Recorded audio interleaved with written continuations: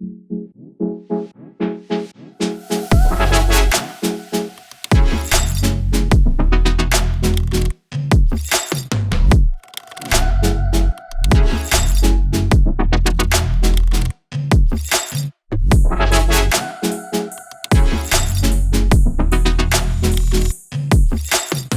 you knew very early on what you wanted to do. I did. Now, why a pediatrician? I don't know. I do remember my third grade teacher asking the class to draw a picture of ourselves doing what we wanted to do when we were grown up. And I drew a picture of a little girl laying in a hospital bed, and I had a white coat on and a stethoscope around my neck. Oh. And there was a child in the bed. And I remember asking my mother what kind of doctor that was, and she said pediatrician. So when you're 8, 9 years old, that word doesn't just flow off of your tongue. So I used to always ask my mother, what's the name of that doctor that I want to be? And so that's what it is, and I've never strayed away from it. Well, there you go. So aside from being a pediatrician, I know you wear many hats, ma'am. Mhm. What else makes Dr. Naomi who she is? Okay, so I am a wife, Mm-hmm. and I have been a wife for 14 years now to my husband, Kelvin, and I'm also a mother to 3 sons, which are very, very special to me. There you go. And now you can add to the list a published author. Yes, and a grandmother. And I became a grandmother this year. My granddaughter Nola. Yes. Oh, Yes, yes, yes. What is that? Are you Nana? Are you my mom? I am Gammy. Gammy. Yes, and All Nola is 2.5 months, but she has a 2-year-old sister, Luna, who I have taken under my wing, so I'm her Gammy too. There you go. There you go. Well, today's theme is Talk and Tea with Dr. Naomi. So I have to ask you, why tea? Why tea? Okay, so I am a part of a blended family. So when I married my husband, he had a son, Stefan, and then I had my son, Justin. So when we married, we blended 2 families. And so I wanted to talk about blending and a blended family from the perspective of tea and the different herbs and sweeteners and things of that nature that go into a tea that make a nice blend. It's not always sweet, not always bitter, but it makes a nice blend. So we are inviting you at home to get your favorite tea and cozy up next to your computer, your iPad, your iPhone, whatever you're using to watch today's presentation, because we have a bunch of teas that we will be digging into throughout our time together. Now, I have to ask you, Dr. Naomi, what is your favorite tea blend? I really like hibiscus and honey. I like those. The honey is sweet. Hibiscus all by itself can be a little tart, but then a little bit fruity. So that's my favorite tea blend is hibiscus and honey. All right. Well, we're going to jump right into it. And I am going to read. Now, I have to say this. In preparation for today's interview, I carved out 3 chunks of time in a week, over a week's period, for me to read the book.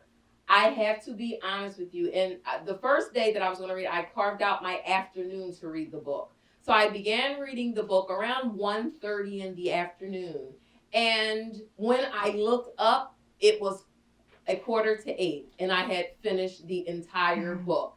That's how amazing this book is. I literally read this entire book in one sitting. Only get up for potty breaks and things of that nature, and to get some food. But I even took my iPad to the kitchen table, and I was reading the book even as I was eating my lunch and as I was eating my dinner. So I read this entire book in one sitting. This book is amazing. Thank you. And I promise no spoiler alerts. I will not give any spoiler alerts. But I will say that this is an amazing book. And we talked about the book, and one of the things that I first said to Dr. Naomi was, I'm going to support you because you're my friend and you are an author, and so I'm going to buy this book. And she said, Candy, you'll be surprised. It's not just for blended families. It's not just for women, wives that are part of a blended family. By the time I close the book, I can attest to that this book, we have so much more in common Mm-hmm. than our difference. So in the beginning of your book, I'm going to read an excerpt. It says, "This book is best read in sequence with a pen, paper, and tissue in hand. Each chapter is followed by a devotional antidote, questions to consider, words of encouragement, a song for your season, and an act of kindness." I had to stop right there and I said, wow, an act of kindness, what does that mean? So before I go any further, why was it important for you to add these components? Because it's not just, your biography. You added in the devotional antidotes, the questions to consider, your words of encouragement, a song for a season, and the acts of kindness. Why was it important for you to include those pieces? So I didn't want to just write a memoir, some experiences through my life, the journey through my heart as a wife and a mother, and how those two entities collided to conceive Blended Beyond Expectation. But I wanted it to be a journey for anybody who read it. And so a lot of us have heart issues, and a lot of us need to deal with our heart issues. Sometimes you might not even know that you have them, but in reading the chapters of the book, I wanted each person to be able to pause. And so the devotional antidote, because I'm a Christian, I relayed the chapter that I wrote, I related to a woman in the Bible whose experience I thought most reflected that of the particular subject matter for the chapter. And then questions to consider. So when you finish reading the chapter, for you, there are 4 questions at the end of each chapter that I would like the reader to consider to help them along on their journey, kind of like as a personal journal, okay? And then a song for your season. I've gone through a lot. Music has the ability to heal. It has the ability to soothe. You can get lost in all kinds of music. And so at the end of each chapter, I put a song that got me through that particular season. An act, words of encouragement. Everybody needs to be encouraged. I don't know what your it is, but whatever it is, you need to be encouraged through that. So I put some words of encouragements, and then an act of kindness. We are always doing things for other people. We oftentimes don't take the opportunity to do things for ourselves. We feel like we're being self-centered, or we're being selfish, or we're not thinking about somebody else, but we need to do things for ourselves too. So the majority of the acts of kindness in a book are things that you would do for yourself, and some are something that you would do for others. But it helps you along your journey so that this book can be a personal testimony for yourself as you read my testimony. So one of the questions that came to me as I was reading the book was, I was wondering, about the love languages. And I was wondering if you chose the act of kindness piece because perhaps that was your love language. What is your love language? Well, in the beginning of my love language, in the beginning of my marriage, my love language was physical touch. That was very important to me. But as I go through the challenges in my marriage, as I get older, when I got married, I was 39, and I'm 53 years old now. So physical touch is not as important as quality time and acts of kindness. Just to be able to spend time with my husband. You don't have to touch me, but just to spend quality time with my husband, quality time with my children, quality time with my sister friends, my spiritual friends. It just means more to me at this stage in my life. So one of the things that I was able to witness vicariously just through observing you at church, and even in your practice as a pediatrician, I know that you're a devoted wife. I know that you're a devoted mother. I know that you're a devoted pediatrician. You're a devoted daughter, and all the many devoted sister. But I also know, and it really came through in this reading, that you have a devotion to the Lord that it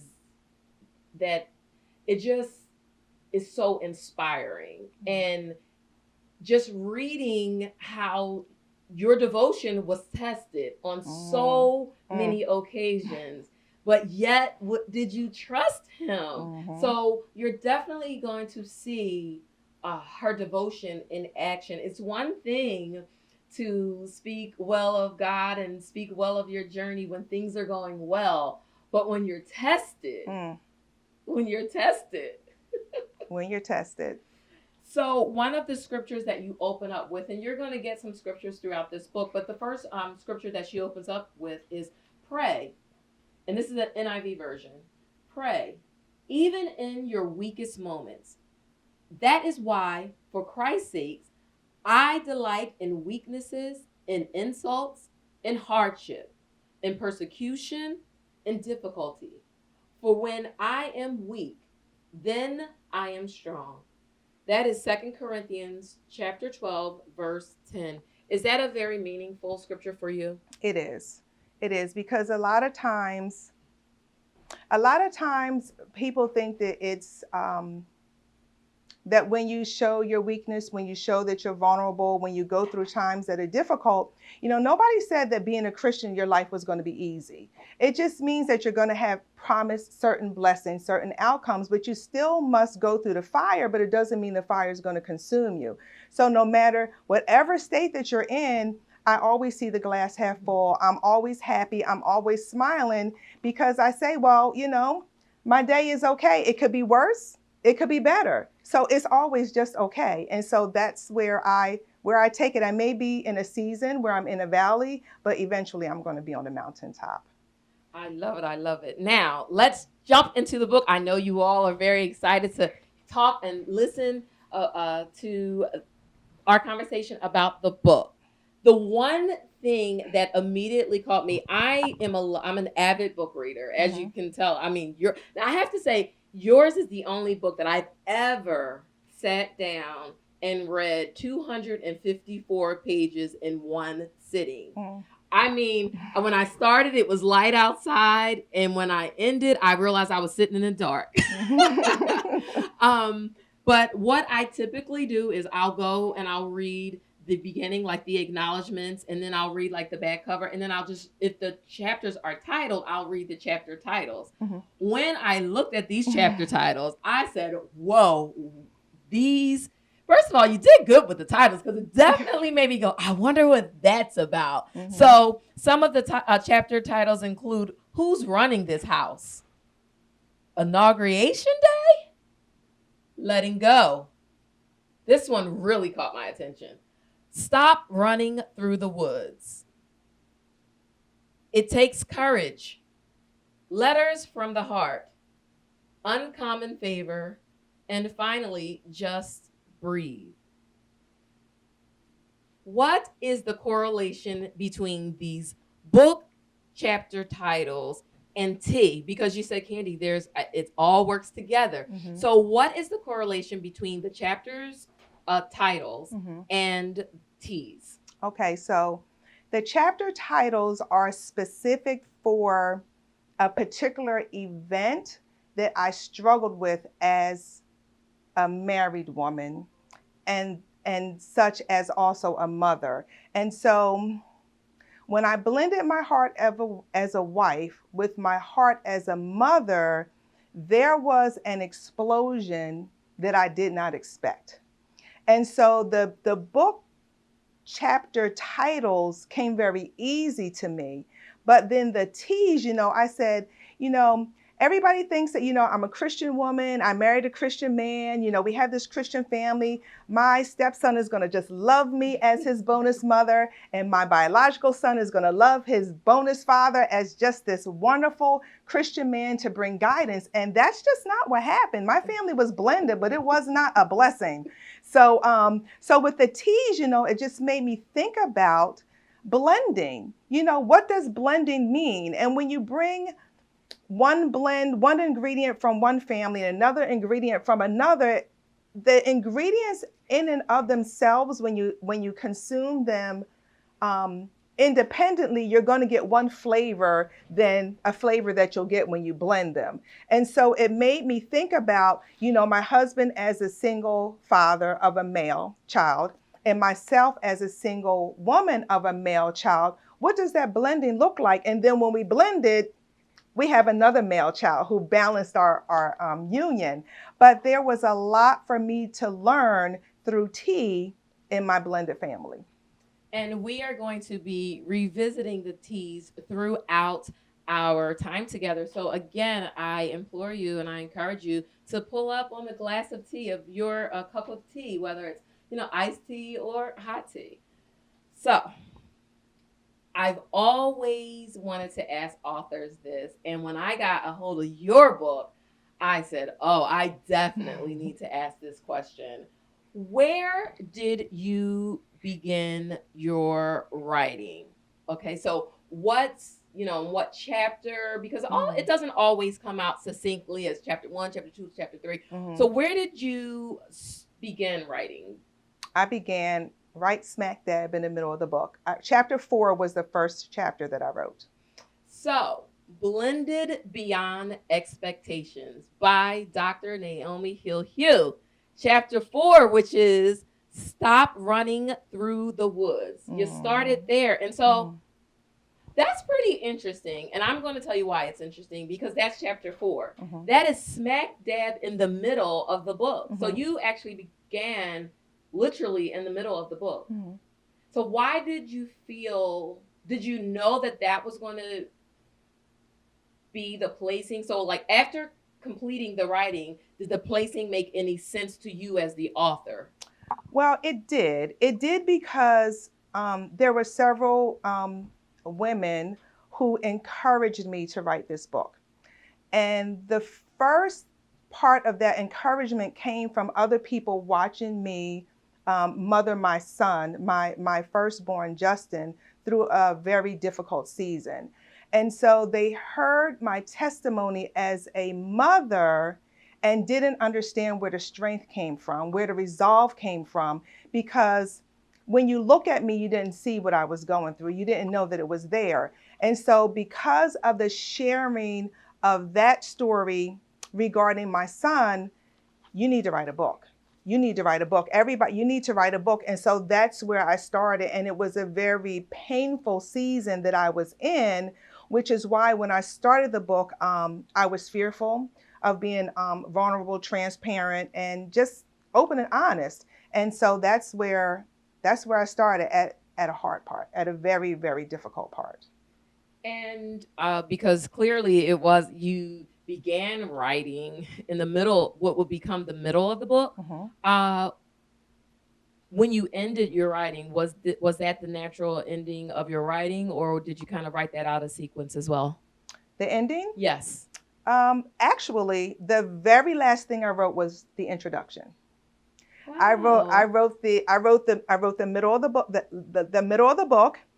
Then I went back to the beginning because I thought that was the easiest part to write, was the beginning. Although it was difficult for me to know how to start it, it ended up being the easiest part to write.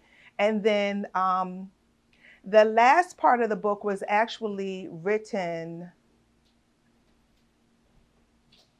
The last part of the book was written in 2019. It was written in September of 2019.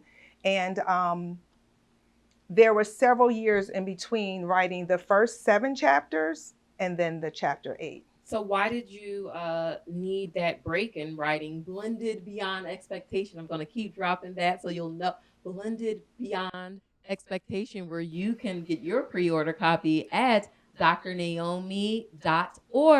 That is her website. But why? Well, I didn't feel like the book had closure. When the chapter at the end of the seventh chapter, it wasn't a closure to the book. I needed to end the book in a place of healing, and there was still a lot of unresolved issues, some anxiety, where I felt like I just need to be at a place of peace because I needed to bring my reader to a place of peace and wholeness along their journey. And so that's why it took me, I went on a retreat. And when I went on that retreat, it was at Sandy Cove Ministries in Maryland. And my good girlfriend, Howard Jusu Johnson, has a nonprofit that's called Living Empowered. And she hosted a reset retreat. And at that retreat, I decided that I needed to be realigned. There just was something that wasn't right in my marriage and in my family. So I needed realignment. And when I went to that retreat, I received my realignment and was also enlightened. And that's where I received the closure for the book. So much I could say, but I'm not going to. Again, no spoiler alerts. So, blended beyond expectations. So clearly you had some expectations, and you kind of already alluded to, like, perhaps maybe the expectations that you set for yourself at the beginning of your marriage to Kelvin. You know, those were the expectations. You had some expectations, you know, for your blended family then. But let's go back to teenage Naomi.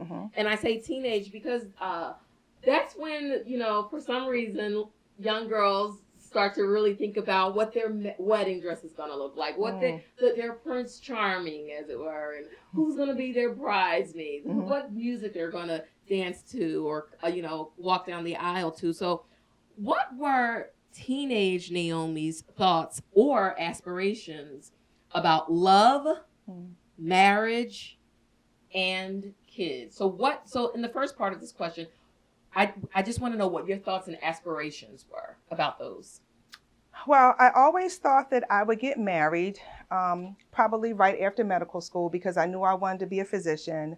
Thought that I was going to marry another physician or an attorney or someone with a terminal degree because I would have gone that far in my education. I thought that I was going to live in a big, beautiful house and tall ceilings, lots of land, a white picket fence, you know, all of those sort of kinds of things. So, how close did you come to those thoughts or aspirations? Well, I didn't get married right after medical school because I had a son when I was in medical school, which was not in the order of things that I had hoped that it would be. But I had a son, and I felt like I was going to end up, people would think I was trying to find, you know, a father for my son because his father and I were not together. Even when he was born, we were not a family. And so I thought, you know, I was a single mother of a son, and some man was going to think that I was trying to look for a father, you know, for my son. And so I waited, and I didn't want to rush into things. So I waited for the person who I thought would be a good covering for my son as I was a single mother. And that wait took me until I was 39 years old. It absolutely was not what I expected. As a matter of fact, I said that if I'm not married by the age of 40, I'm throwing myself the biggest 40th birthday party ever. And so we had a wedding celebration instead at age 39. So.